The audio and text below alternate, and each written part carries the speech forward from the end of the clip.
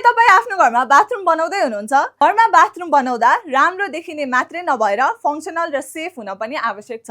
त्यसैले आज हामी बाथरुम बनाउनको लागि आवश्यक पर्ने टिप्स एन्ड ट्रिक्सको बारेमा कुरा गर्छौं।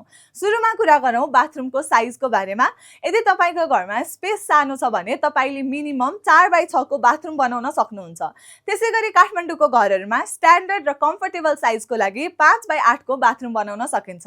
अब कुरा गरौँ शावर एरियाको बारेमा।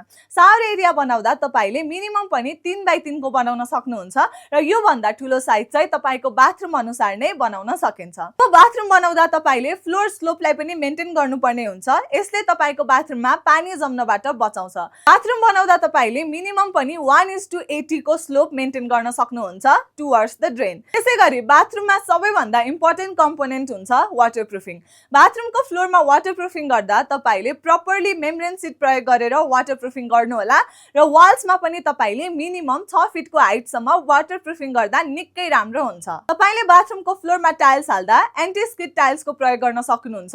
यस्तो टाइल्स स्लिपरी नहुने हुनाले तपाईको बाथरुम फंक्सनल साथसाथै सेफ पनि हुन्छ। अब बाथरुमको वाल टाइल्सको लागि चाहिँ तपाईले भिट्रिफाइड टाइल्सको प्रयोग गर्न सक्नुहुन्छ।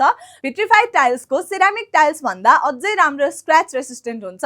तर यदि बजेट निकै कम छ भने तपाईले राम्रो क्वालिटीको सेरामिक टाइल्स पनि प्रयोग गर्न चाहिँ सक्नुहुन्छ। तपाईले बाथरुम बनाउँदा प्रपर भेन्टिलेसन पनि प्रोवाइड गर्नु होला। यसले पनि तपाईको बाथरुमलाई फंक्सनल बनाउन निकै राम्रो रोल प्ले गर्छ। यदि आफ्नो घरमा पनि नयाँ बाथरुम बनाउने सोच्दै हुनुहुन्छ अथवा बाथरुम रेनोभेसन गर्न चाहनुहुन्छ भने तपाईले स्क्रिनमा देखाएको नम्बरमा सेवा एपलाई कन्ट्याक्ट गर्न सक्नुहुन्छ।